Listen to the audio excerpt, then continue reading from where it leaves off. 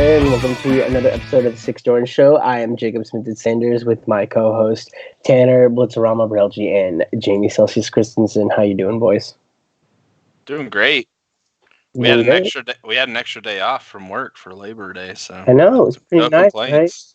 right? I had a great time. I was not sober from Friday to Monday night. Awesome, loved it. Not a single. Although my Tuesday morning headache did not like that.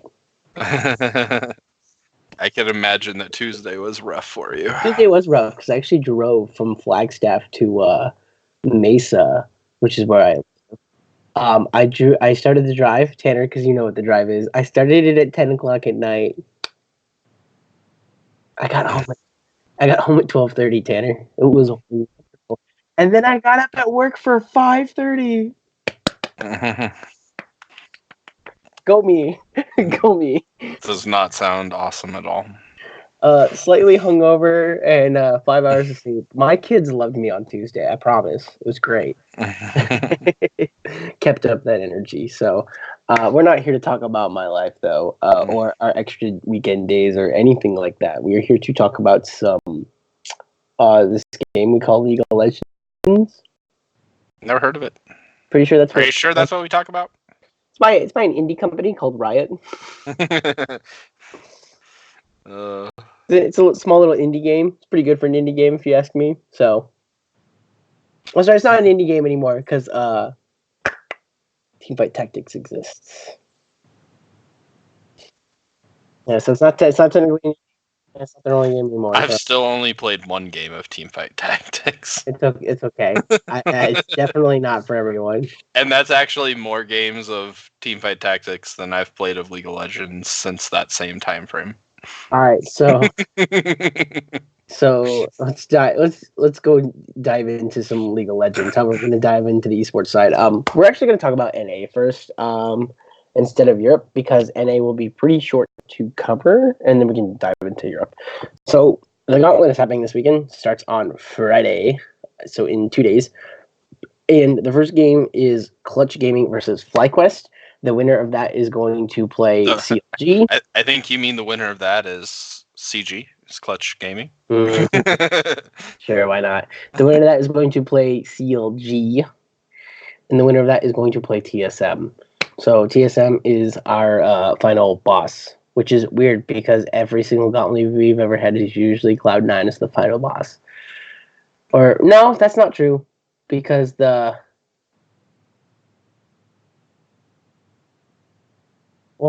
sometimes they are and sometimes they aren't. I guess it depends on the year you're looking at. Last Worlds they were.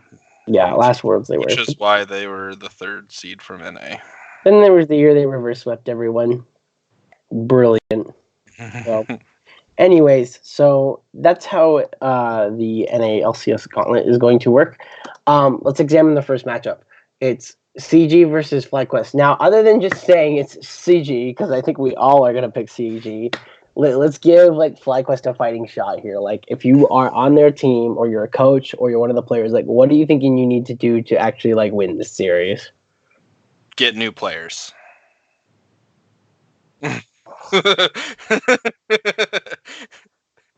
From what they showed us the last time we saw them, they don't stand a chance. The only way that they stand a chance is if they look completely different, or they come in with, because is this a best of 5? I don't remember.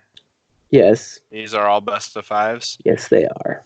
So they're going to have to come in with 2 or 3 kind of cheesy strategies that are, because Clutch Gaming just very recently looked very good, and if they look anything like they did against Team Liquid and against CLG, then I have faith that they will easily handle FlyQuest. I guess the one thing we will find out is if Clutch Gaming can actually win 3 games in a best of 5 series, because other than against TSM, they haven't been able to do that. But that's against much better competition than FlyQuest. So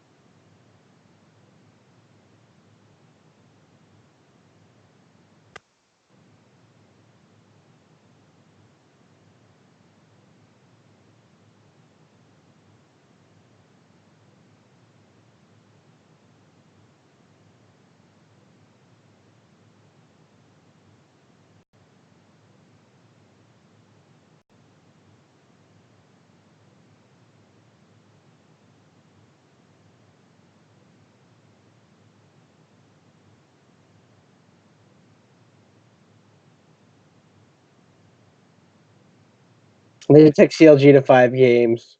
Or CLG reverse sweep, whichever.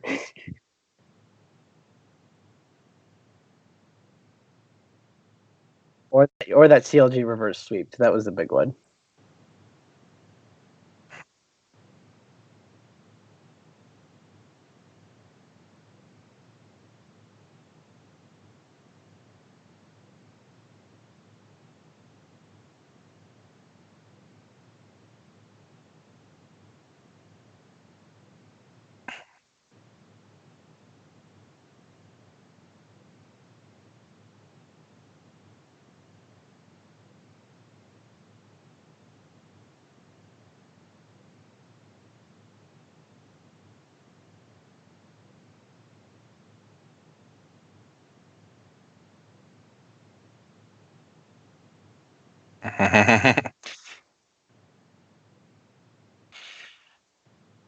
In all seriousness, Tanner is correct. They do have the elements of surprise. They do have the benefit that they've been able to watch Clutch Gaming.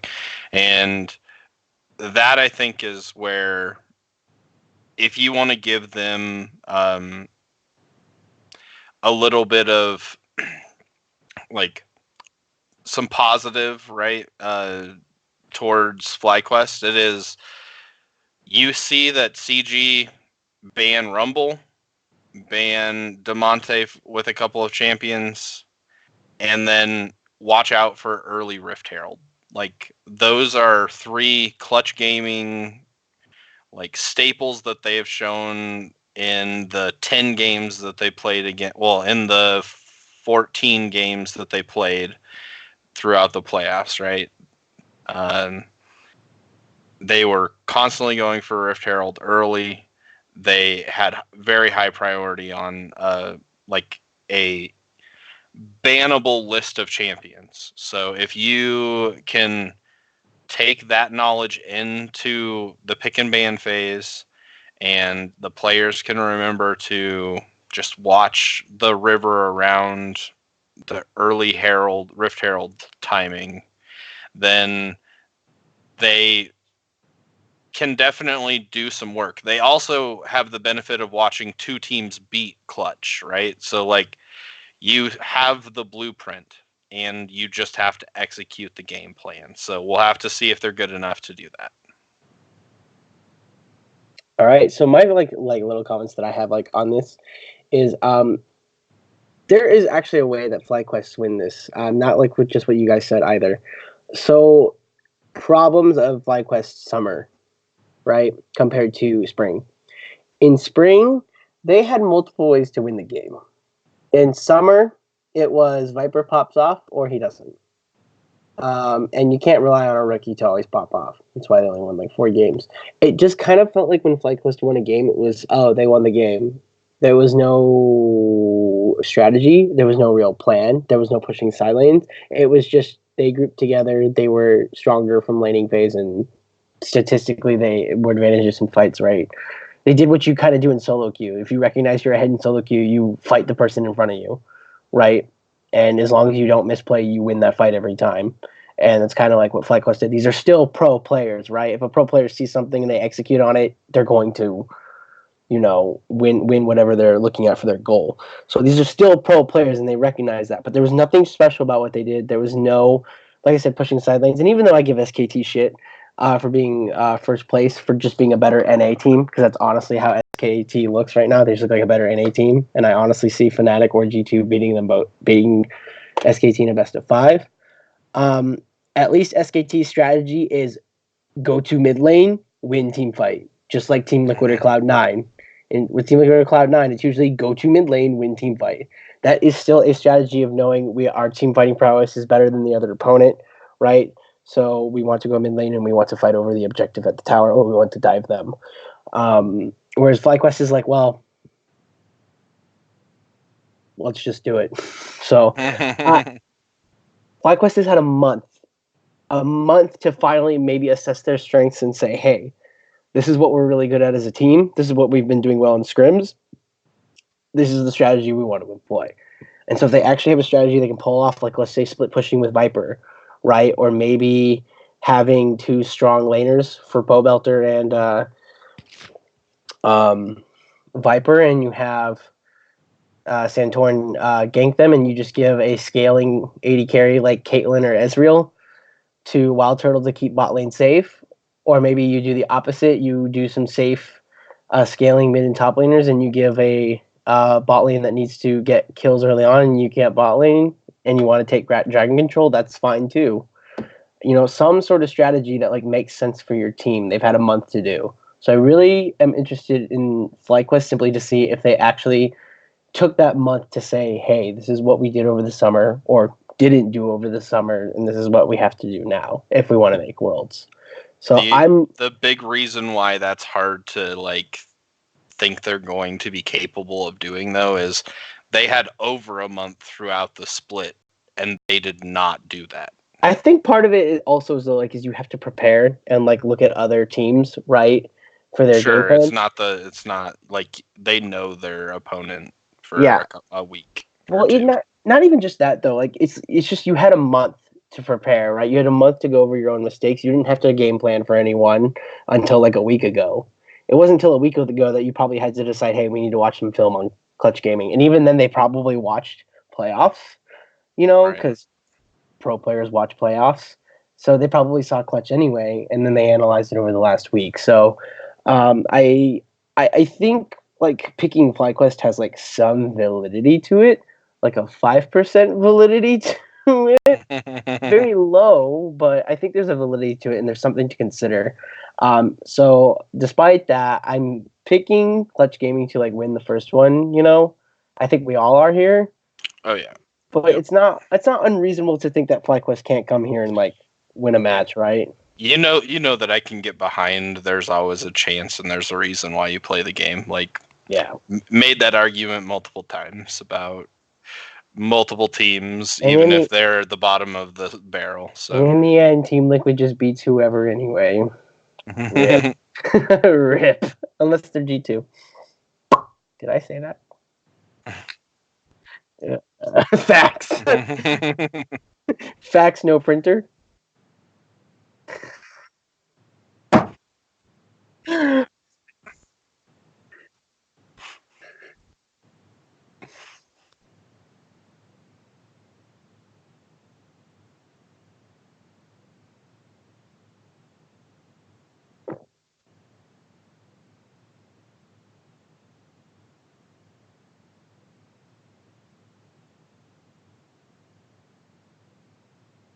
This team is good and a lot of fun to watch. It's Tanner time, baby.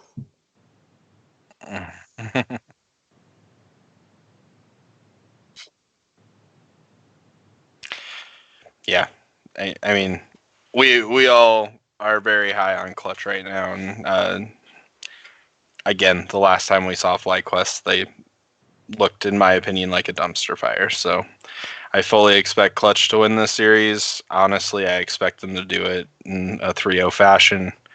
I expect it to be one of the fastest series in NA.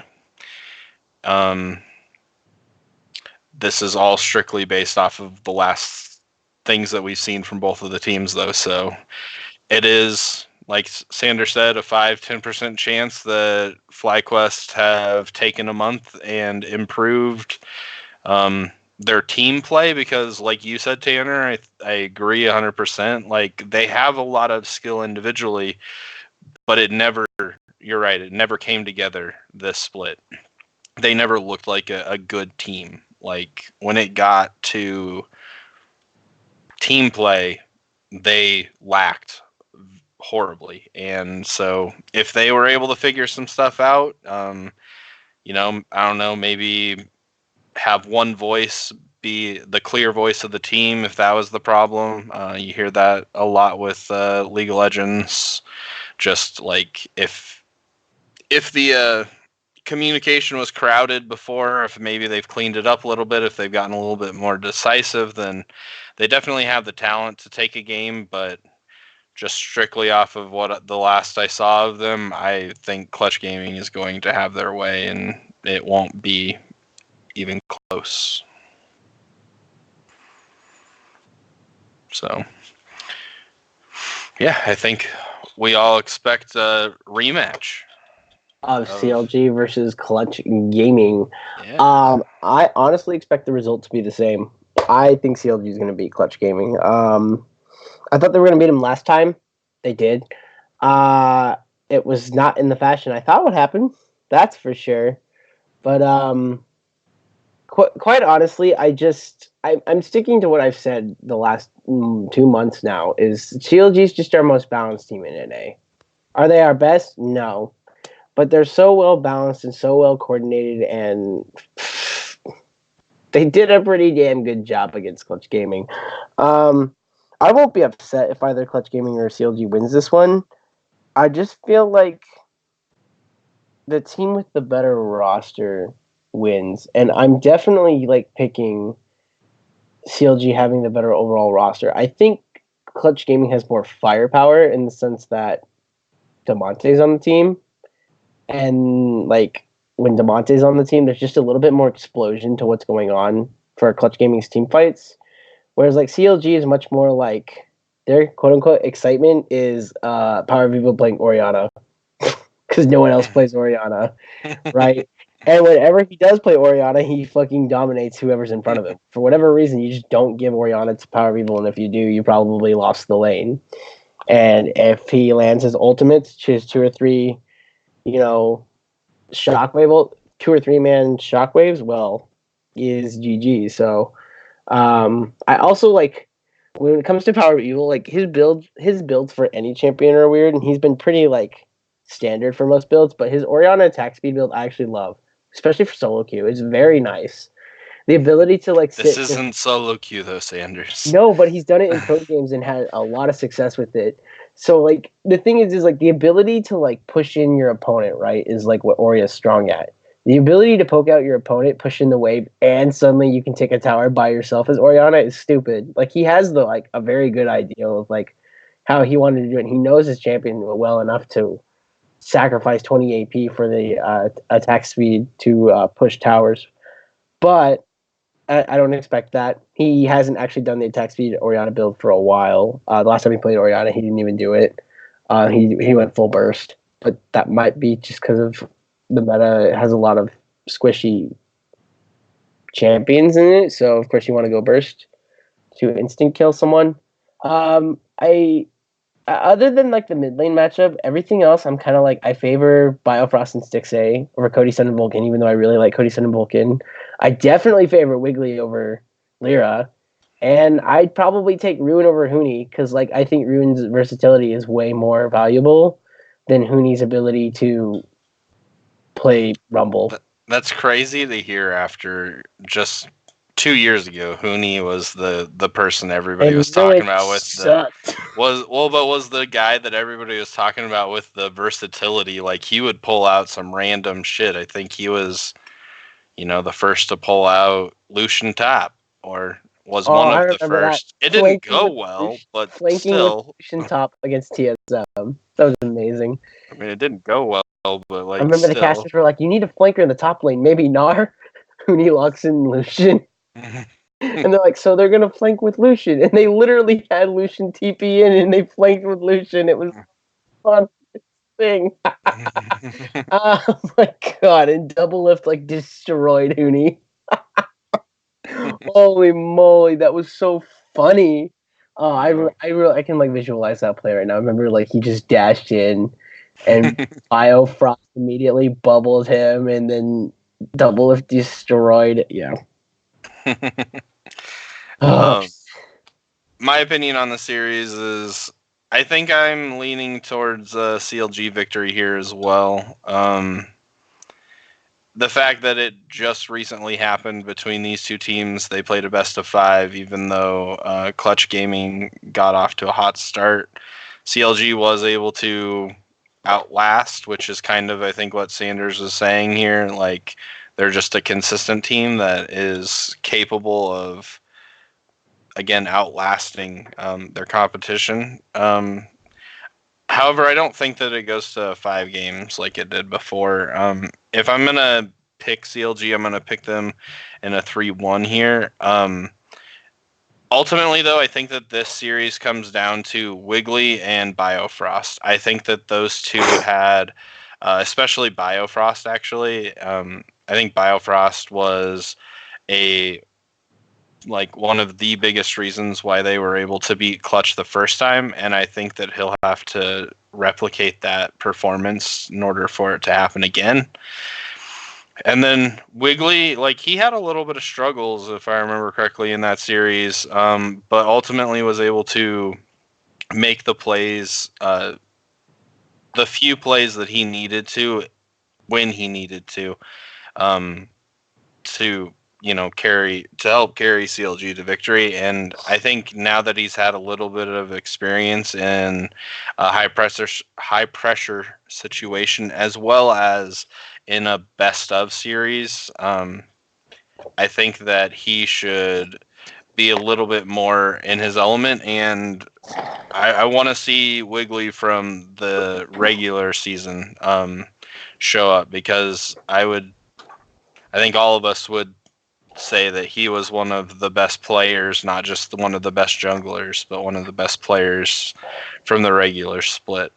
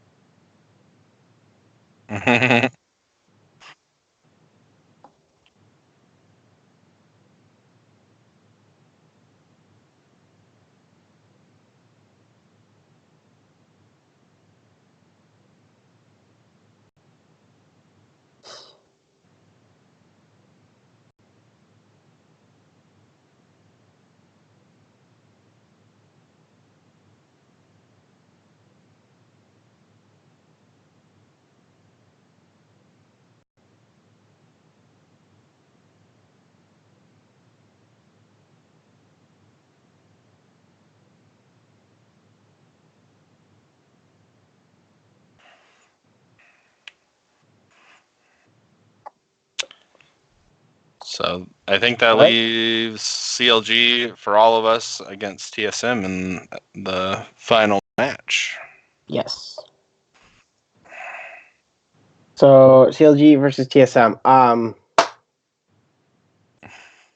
This sounds so sad, but our final boss is not much of a final boss in my opinion. If you ask me, I feel like the first game should be TSM versus FlyQuest, and then whoever wins that plays Clutch Gaming, and then whoever that plays CLG. I feel like this is how this should go, but that's not how it's gonna go. I don't know. They got 3-1 by Clutch Gaming. What can I say? They didn't look like they showed up for Clutch Gaming. They won a game because Sven was able to get a pentakill in one of the games. And once, Ezreal getting a pentakill is really, really hard to come back from. I don't blame Clutch Gaming for losing that one. Once Ezreal is, strong, he is strong the entire game. He doesn't really fall off.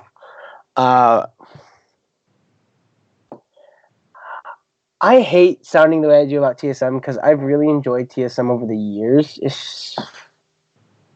They just look like they're in such huge flummox. I don't understand why you put so much time into 2 junglers only to put in an academy player in Spica. Not that I thought Spica was bad, but he made some rookie mistakes.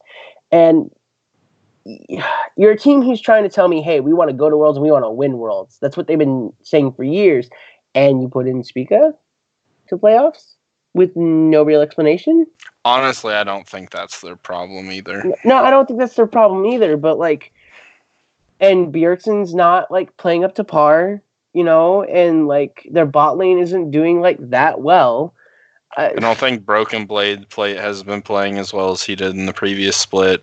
I think that the bot lane looks like Mithy's back. I think that obviously the jungle situation is not a good one if you have 3 junglers and you're not really sold on any of them.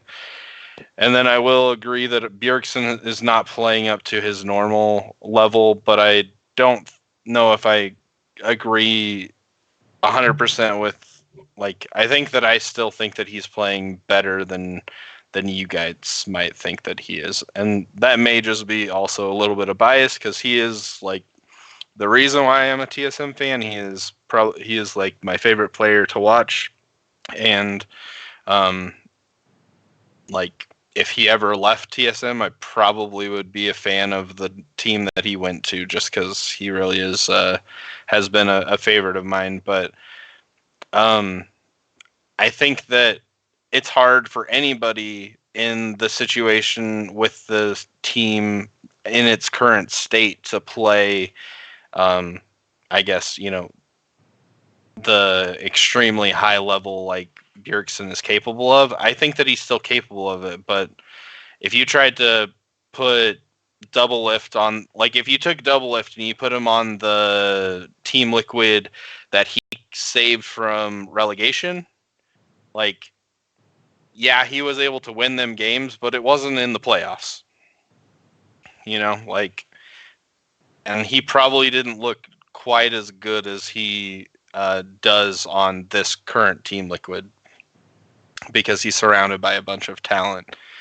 Um, my head says that whoever wins round 2 of the playoffs is going to be the victor of this series as well.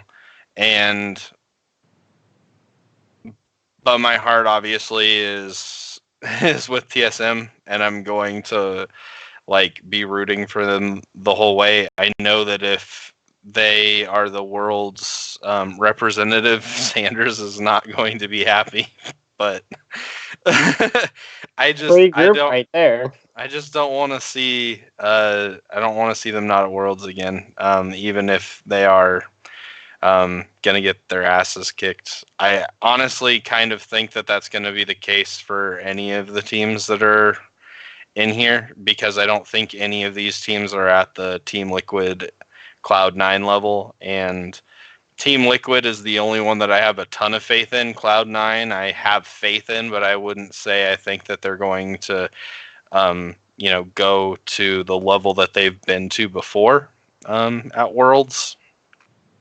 And I think we'll talk about it, or we might talk about it a little bit more at some point in time. But I just think that Worlds competition, I think that all of the main regions are going to send a very hard competition. Like this last year or this last Worlds, Korea's teams didn't show up. I don't think that's the case this time. Our defending world champions aren't going to be there. That doesn't mean that I don't think China is still going to be is going to send 3 hard teams to play against. Europe, we already saw what Europe and NA looked like. It was dominant on EU's part, and one of those teams didn't even make it into the gauntlet. And we were losing to them. So, yeah, I think that just when you're talking about the third representative from NA, I don't have a ton of hope that they're going to, I don't think we're getting 3 teams out of groups, I guess is kind of what I'm saying. So.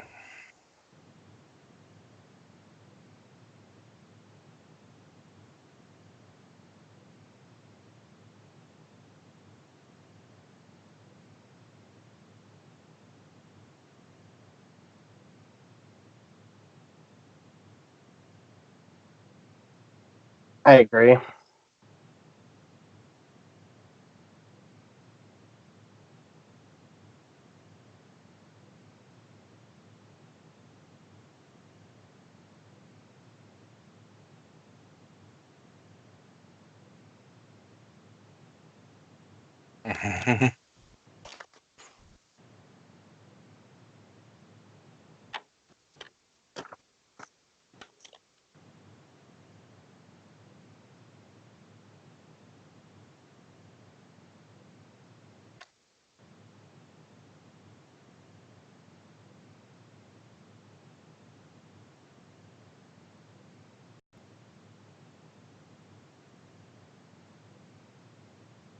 And they just got him.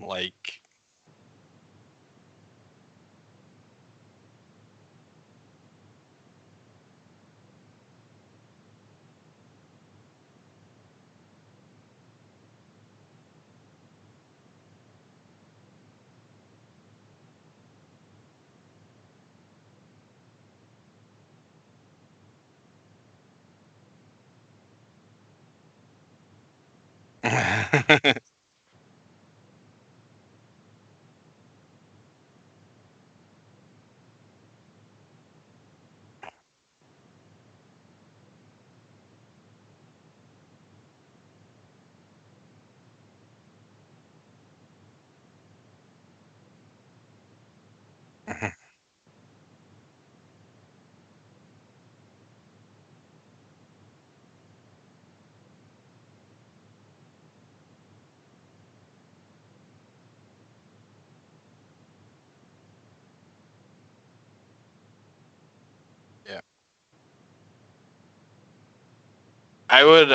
I completely understand the points you're making too, and so I can see where you're coming from. The one thing, I guess, the one counter argument that I would make to that is they made it to Worlds with double lift. With if that roster would have stayed together, we would be saying that they are probably the best roster NA's seen.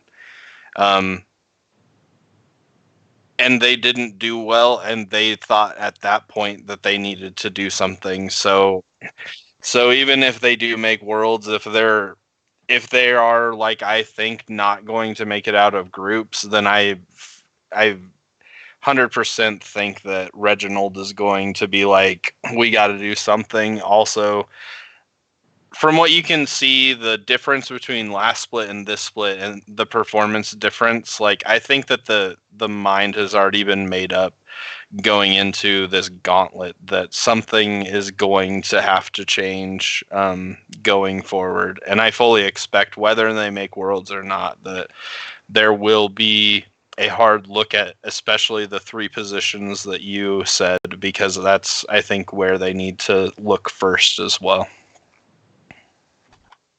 Yeah, not bad ideas. By the way, if you want some opinion on that double lift thing, because double lift blamed himself for playing like trash on TSM, right? If you listen to that podcast or whatever, The Q um, with Dash, that thing, or um, it was the Q with Dash. He talked about how he really blamed himself, right? And then he said he thought he played really well the following Worlds, even though they still lost, right? And he made a precursor to that, saying, when you play every single game, you have to accept that you're going to get carried some games. Like he said, there's some games I play awfully. He's like, I might be 5-1, but I played terribly in laning phase. It's just that Core JJ saved my ass, right?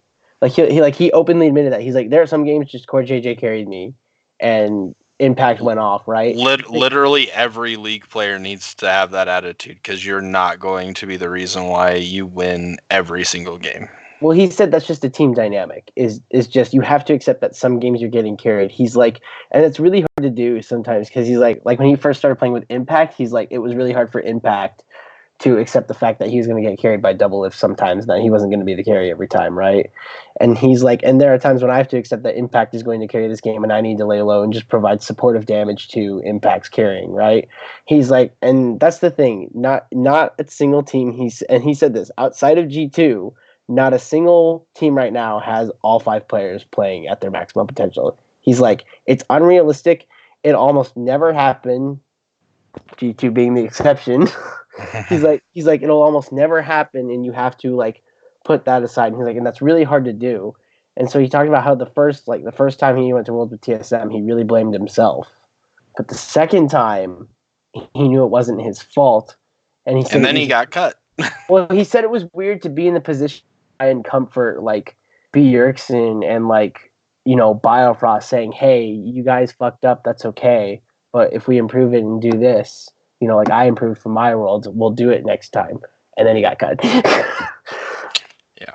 But like it's kind of funny like how you I hope lessons were learned from that decision, because like the grass is not always greener, and you let go of the best NA player that there's ever been and probably will ever be for at least a long time. Yeah. And it's not that he hadn't proven that at that point either. Like, he was already one of the best. He has since proven that he is the best. But yeah, I never liked that opinion or that decision. So I think most people got it with that decision. yeah, well, it's not even just in hindsight, because obviously looking back, it was a huge mistake. But at the time of it happening, getting quote unquote the best bot lane in the West, I didn't like that. Hey, you know what? At the time, that looked like a good idea. At the time, See, I don't think so, because Double Lift was he was already a citizen, and so you filled two. You took two of your only two slots and filled them with this bot lane. That was supposed to be a huge improvement that I didn't think was that big of an improvement.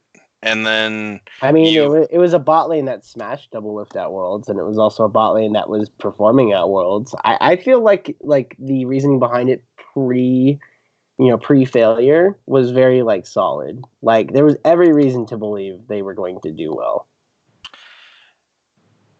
I mean, I can get what you're saying, but I like you were just saying, Double Lift was not the problem at Worlds. Like he said that he thought he played great. I agree with him. I think that he played great, and the problem was elsewhere. And they then changed him, brought in two foreign players, filling their two spots, and that meant that they couldn't address the other spots with a better option than what was it, Mike Young, or was that later? Like Mike Young was one of them. Yes. So that's where I didn't like it. Was I didn't think that the bot lane was the problem, and that's where they decided to try to go get an upgrade, and they hindered fixing the actual problems because of it.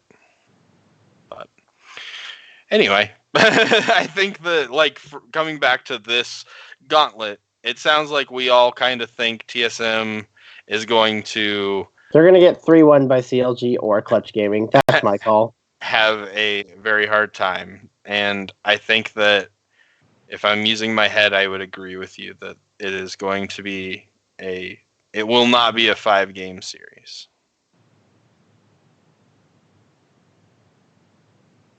So. What do you think is the final call? Sure.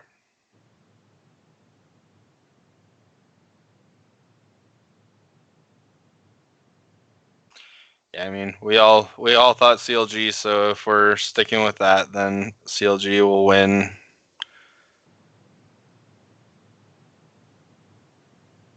Yeah, we'll go safe and go 3-1. And honestly, if it's clutch, I expect the same. Because I didn't think that TSM had an answer during that series, and I thought that they should have. And because they weren't able to, I'm going to say that they're not going to have the answer this time around either. So. Alrighty, sounds good to me. All right, we got our 3 representatives of the Worlds then. Team Liquid, Cloud9, and CLG. Yep. Well, I mean, you can kind of say CLG or Clutch. I'm comfortable with with either of them. I'm comfortable sending Clutch and I'm comfortable sending CLG. I actually feel like NA should do well this year. I'm being quite honest. All 3 teams should do well. I at minimum expect CLG or CG to go at least 2-4 or 3-3 in their groups. I'm not lying. I actually think they'll do well. That's high. I'm gonna go in with high hopes, like I always do, and that is high expectation for NA. But I feel like it's just so close. It really is so close, and just really think that the competition level is going to be so much higher this year. Don't expect Korea to shit the bed. I know that you said from what you saw, you weren't overly impressed. But not overly impressed with SKT, no. The thing is that when you have a team that plays the micro game as well as a Korean team, and you should watch that final, by the way. It's not so micro based anymore. Well, I watched the highlights of it. I didn't watch the actual series, but like I still thought that they looked like a much improved SKT than what we saw from the Korean teams last Worlds. Fair. I do believe that it'll be pretty close this year. I don't think they're. I'm lying. G2's the favorite. I don't think there's like an absolute favorite. Like though, I mean G2's my favorite, but like I don't think. I think if you asked like different like analysts, like if you asked for anywhere from Fruskirin to Kobe to Razzle in China to Papa Smithy, they would all have like different answers on who they think could take the title. There is no like consensus pick, right? So I think it's wide open. And even like Doublelift in that podcast one, he said he actually thinks NA has a shot this year. He's like, I think he specifically said he thinks EU is going to take it, but he thinks NA has a shot this year. I hope so. I would love to be wrong about the third representative from the region. I would love to see multiple teams get out of groups. I'd love to see multiple teams and then win their first series, but I've had high hopes before. I'm not going to hold my breath until it happens. The other thing too that I thought was interesting was Doublelift even admitted, he's like, I'm not going to lie, he's like, in the back of my mind, I knew like there was a possibility we were never going to make it out of groups, right, in the years past. And he's like, in this year, he's like, I don't have that thought. He's like, I absolutely believe we, that is that close. And I'm like, don't get me hyped, man. Don't say that, because then you'll get me excited. No, excited. Oh my god. But speaking of, I guess, the representatives, we have a couple of teams to talk about from the favorite region. Yeah, so we had some quote-unquote semifinals, quote-unquote, being played. It was quarterfinals and quote-unquote semifinals, we'll say that. Quarterfinals and semifinals part A, how about that? You can just call it round 2. So we have Schalke versus Rogue. So my initial thought about Schalke versus Rogue was Rogue tilted after game 3. Upon further analysis and also listening to the mic check, Rogue was extremely calm going into game 4. They did not tilt actually from Larson inting mid lane, which by the way, Rogue would have been up 2-1 if he hadn't fucking done that. It is a goddamn shame because I was kind of rooting for Rogue. We know you picked them. I know, dude. I was getting so hyped when I saw Rogue dominating game 1. I texted Tanner and I was like, welcome to Rogue Nation, baby. And then Schalke came back with a good punch game 2. And then game 3, I thought Rogue was going to take it. I'm like, yes, this is going to go to game 5. And then Larson went into the fountain. And then game 4 was super close too. Dude, oh my god, Finn is a monster. Okay. Finn played very well, but he also reminded me again why I fucking hate Aatrox. When he 1v3'd and didn't die and I think got at least 2 of the kills. You got 2. I was like, nope, that's fucking stupid. Like, take this champion out of the damn game or nerf him to the fucking ground. I'm so tired of seeing this champion just hop around and heal half of his health. Like, he would hit people and he would heal back to half. How are you supposed to kill that? You need 4 people, and that's what it took, because the next time that they fought him, there were 4 people fighting him, and they took him down. I think he still almost got a kill, though.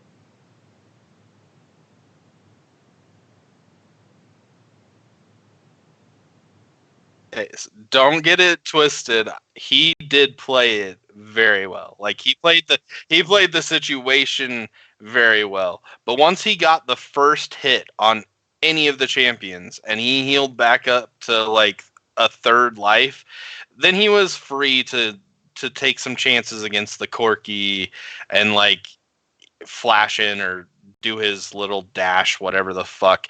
I hate that champion so goddamn much. But his opponent in that series is who I wanted to talk about.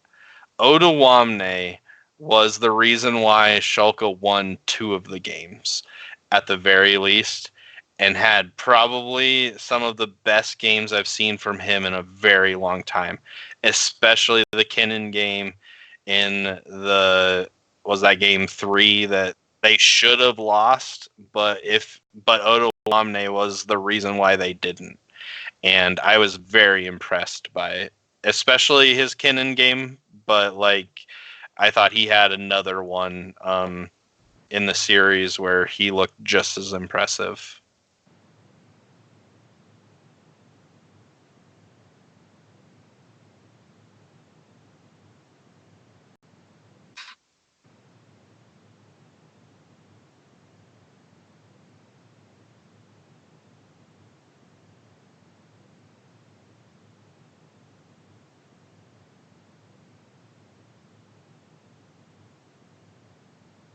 I don't actually know, but agreed. Yeah, he was the MVP.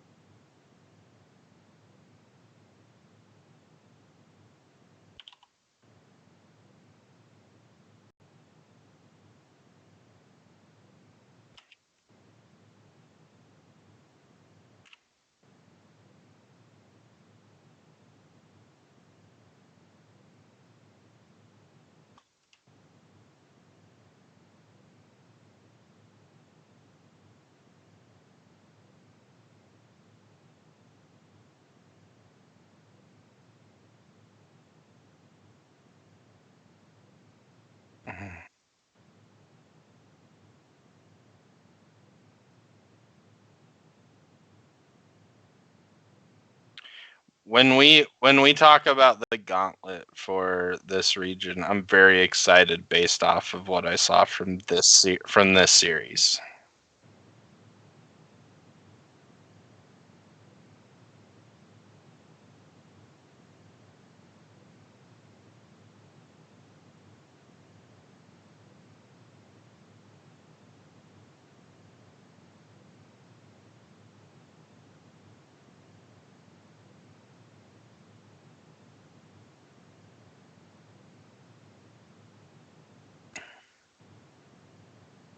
All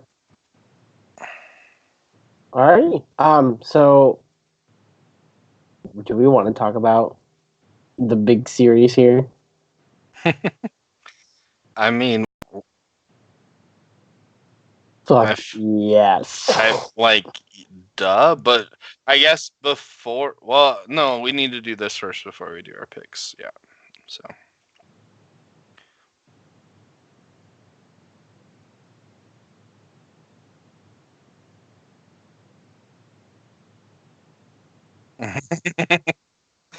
There's nothing. They were just both at peak, and it was incredible.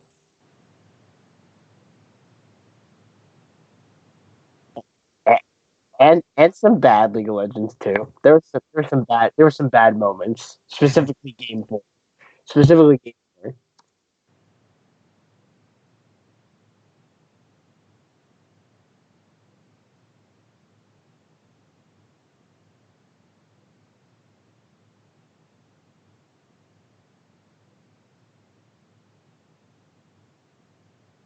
There's on another level.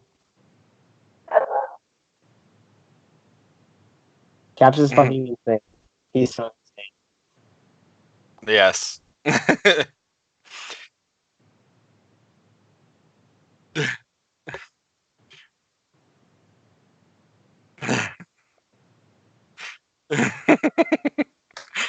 You mean the best mid laner in the...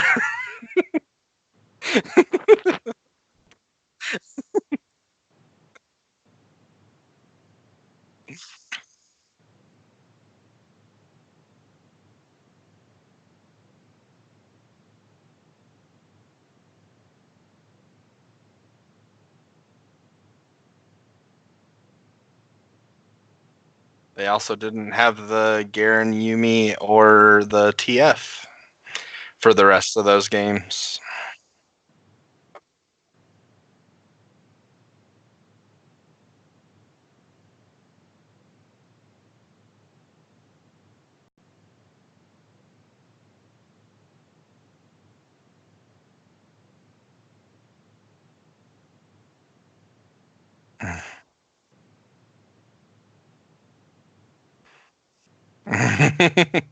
Well, I'm glad you brought up the Caps play because, like, I feel like there are some individual plays that, like, we could pick out of this series and point to.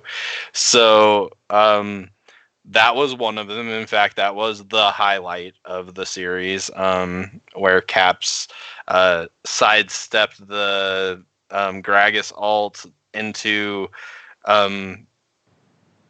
like, tricked Nemesis into missing the phosphorus bomb on Corki, to the whole time also like hitting Syndra abilities on Corki, to once he missed that second ability, he was able to kill Nemesis.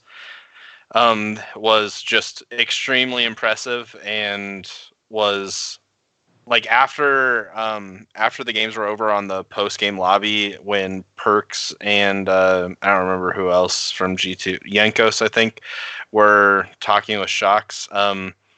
Perks made the comment that movement. They have a saying with their team that movement wins games, and what he meant by that was it's not necessarily talent that wins you games. It's if you have better movement than your opponent. And right in that Caps play, I think it epitomizes what he means when he says if you have better movement, that like that's where you're more talented and that's where you'll win games. So definitely go check that out. Another highlight was when Wonder used Akali used Akali's ult to follow a teleport play to the bot lane. That one was hilarious because like they didn't realize it until he was like, I don't know, at the dragon pit, I think, and then all of a sudden one of the guys realized it. Ender, I think, realized it, and he was like, "Wonder's on his way! Wonder's on his way!" As he like gets a kill under tower. So that was pretty cool. We mentioned the TF pick, and honestly, I think that's where Fnatic had G2's number in the first two games. It wasn't necessarily the Garen Yumi combo, even though that played into it a little bit. I think it was more so, and they I think mentioned this after the fact too, but it was more the global abilities that Fnatic's brought to the table with TF, which Nemesis played very well as in at least game 1 they played Nocturne as well. So like they were able to get anywhere on the map when they needed to, and make shit happen, and they did a great job, which led to their 2-0 start. I have a question for you guys, and it's a little bit in jest, but it's also a little bit serious. Do you think that G2 did fell into a 2-game hole just to make it interesting for themselves? No, because I know in the comms, if you listen to the comms, straight up, Perks said, so fun fact, I've never won a series if I've been down 0-2. But he also said, he's like, I'm also down for new things, so let's do my first reverse sweep ever, boys, because I've never done a reverse sweep.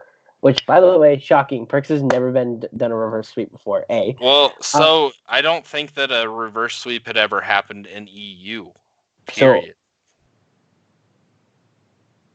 Well, if that's the case, then that's semantics, and that's one split.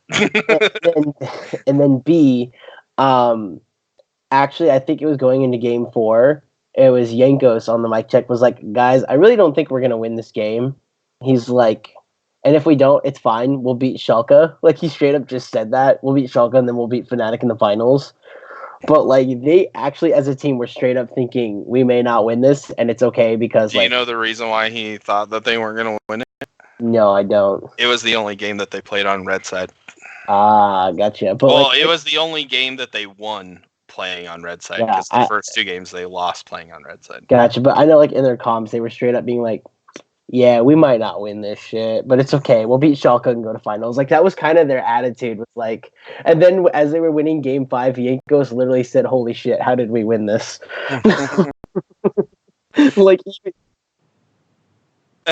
do too.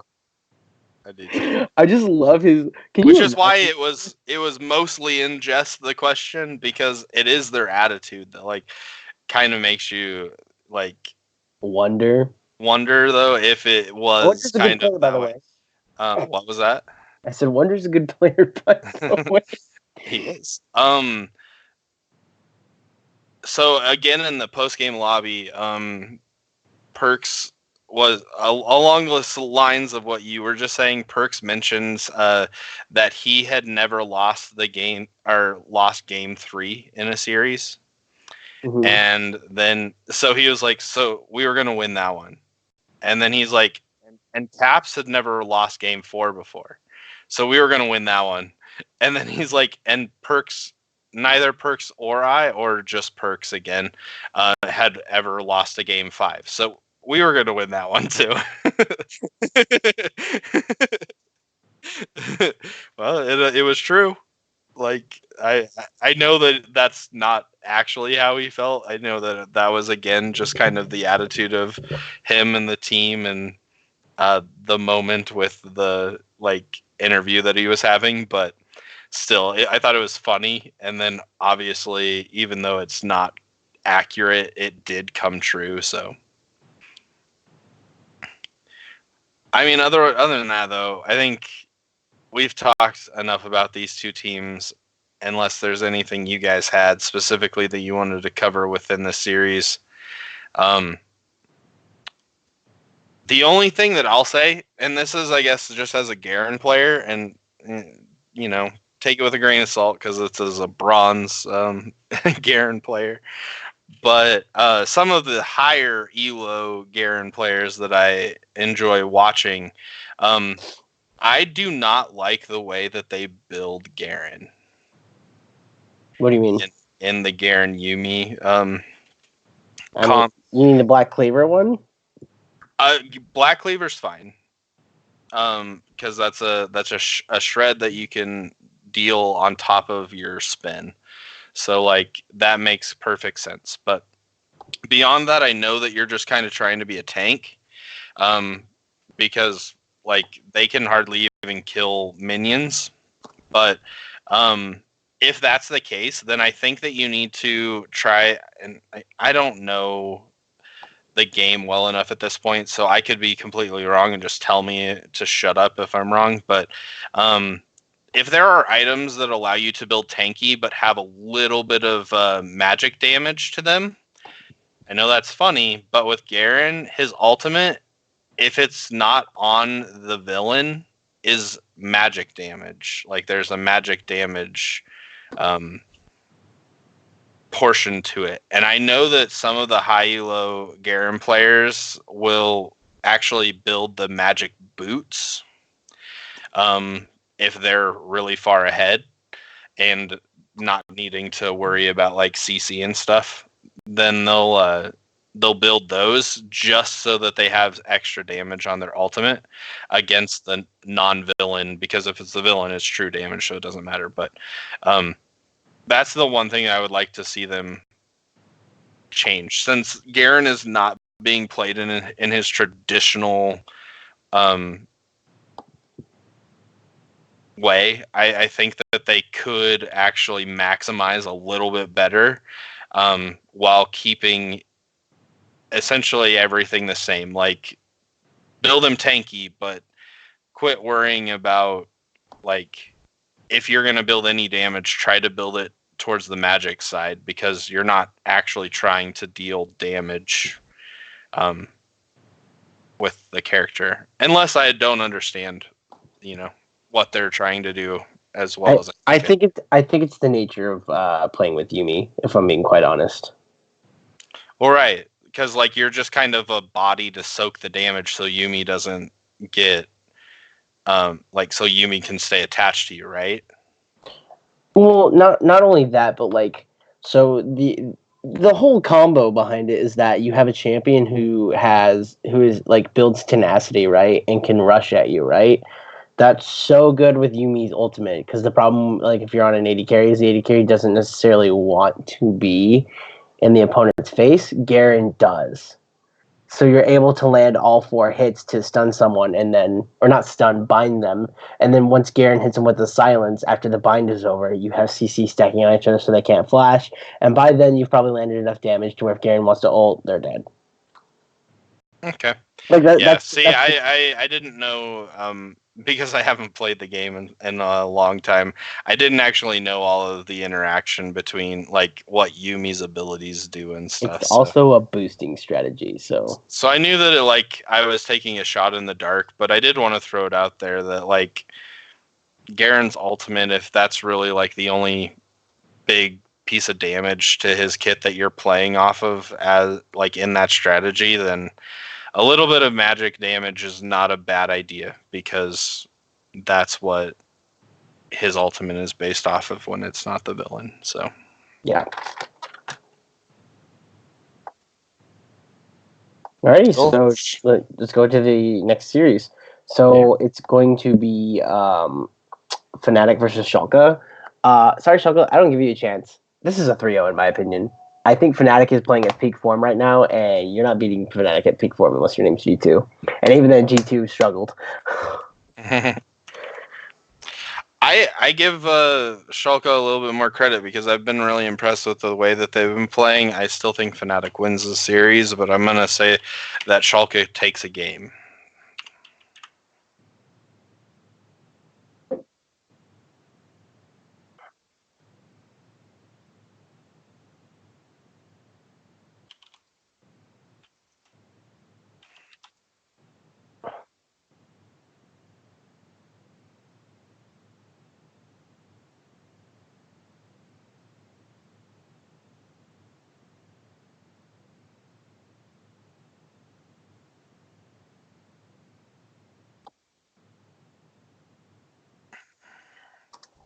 Okay. Quick and to the point. I like it. All right, cool. All right, and so that would lead us to our final rematch, which is going to be G2 versus Fnatic. Yes. I'm sticking to my guns here. G2 is the best team in the world, guys. G2 is winning this final. Honestly, I think that I think this is going to be a sweep, but what are the games you're giving it? That's the hard thing, is I could see Fnatic winning the series, actually, just blowing my mind. I mean, they did have a 2-game advantage against them just less than a week ago. So 3-2. Or G2 could totally flex on Fnatic and just 3-0 with them. No. 3-2. This is a 3-2. I expect another great series.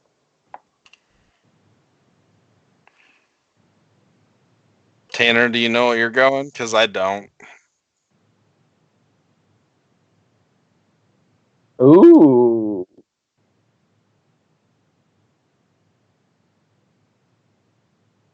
And then they either show up or they don't.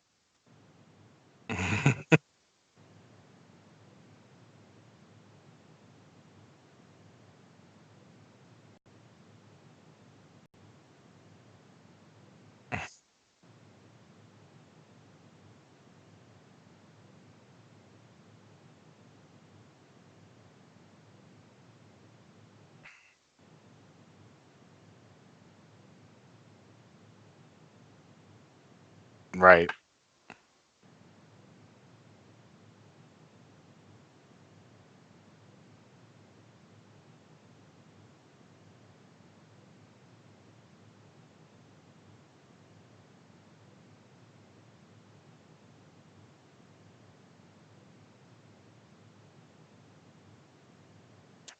At the very least, they are the favorite from their region. Like,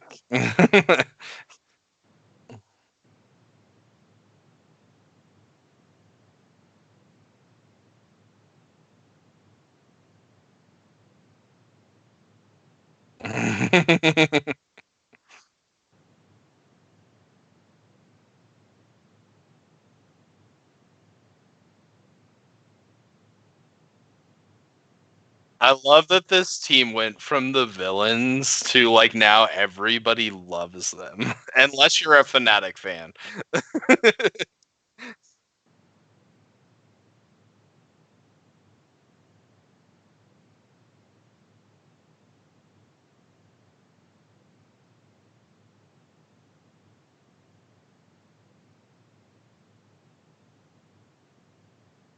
Yeah, as a brand, just period.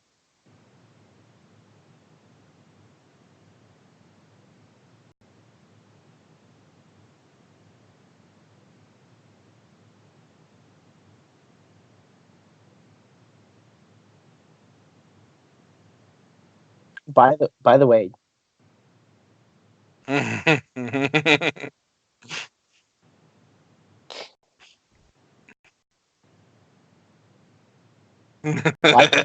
guys, did you see Team Liquid at Fnatic? Oh my god. Yes. Oh my god. So Celsius. So Celsius, when Fnatic was ahead 2-0, Team Liquid added Fnatic and said, "This is when you say Caps is about to give you another Oh, well here." done, Team Oh, Liquid. and then Cloud9 responded and said, "What kind of clownery is this tweet?" It would have been even better if Cloud9 would have done the original tweet. And then Fnatic responded and said, "We couldn't do that. We would probably have to fire the social media manager who says that, as that would be very unprofessional, and they would no longer work with us." Just like the meme that C9 did. Oh my gosh, that is amazing. And then Oh, it's and beautiful. then and then G2 retweeted Team Liquids and said retweeted it and said clownery, right? NA clownery. Oh my goodness. Oh my So god, it good. was so good. I love the social media teams for esports. It was just fucking Team Liquid is just like, hey, this is when you thank Caps Oh god. for a final. So good. So And then Cloud9 added Fnatic after they lost and said, "We know how it feels."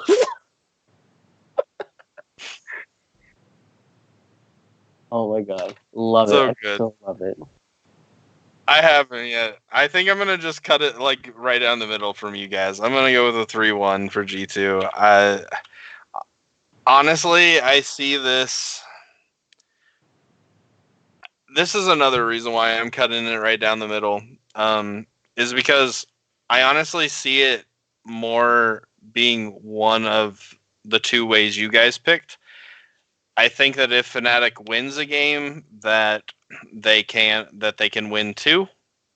Um, or I see it being a stomp by G2, but because I don't know which way to go, I'm gonna just go right down the middle and say that Fnatic wins a game and G2 will take the series from there. But I really hope that Sanders is right, just because this was such a good 5-game series to watch. That I would love to watch another one. But honestly, if G2 shows their dominance, then like it'll also validate the way we've been talking about them for this entire year, and I guess would just bring the hype train. Like I don't know, like we would be all aboard it for a little bit longer, leading up to Worlds. So. I hope it's a good series, though. I hope, really honestly, I hope both of these are, because Schalke, like I said before, has actually been very impressive to me. Fnatic has been long-standing. Fnatic, like you can't argue at this point that they're not a great team just in general. And then G2, well, has been G2. We've said all that we need to say and praise them as much as we possibly can for this entire split. That I think everybody knows where we stand with them. But man, they sure are a lot of fun to watch, and I expect them to be the eventual champions again. So I would have to agree. So I think that's it for now, right? yeah.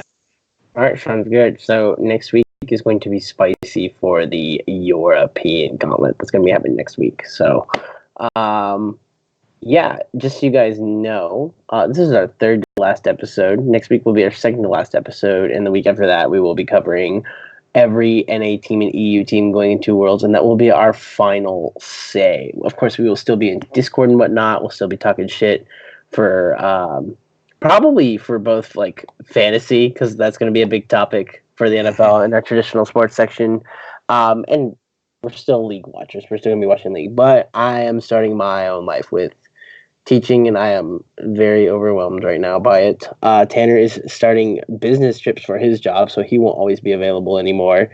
And Selceus's kids are growing up to where he needs to be more of a full-time dad. So we have reached our spots where we need to do other things in life. Little sad, but also true. So it's been a wonderful 4 years for me, 2 years for Selceus, and it will be a year for Tanner when we're done with it. So yeah. Time went by fast if it's been 2 years. Yeah, it's been 2 years Celsius, so it's been 4 years for me. I will say, and I don't know if the other two feel this way, but you know, just like I've said with many series, never count it 100% out that like you won't hear from us again. But definitely for an indefinite amount of time, for the foreseeable future. Yeah, we will be taking a hiatus for sure. So whether it's permanent or not, we don't know yet. Yeah, keep in the Discord like Sanders said, and feel free to hit us up there. And as Sanders always does, he'll tell you the other places that you can find us.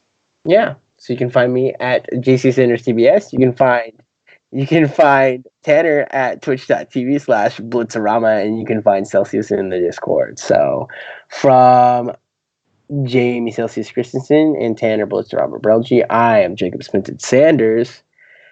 And well, you won't see me on the Rift because I'll be playing Hearthstone. So catch me on the TCG grind. See you guys.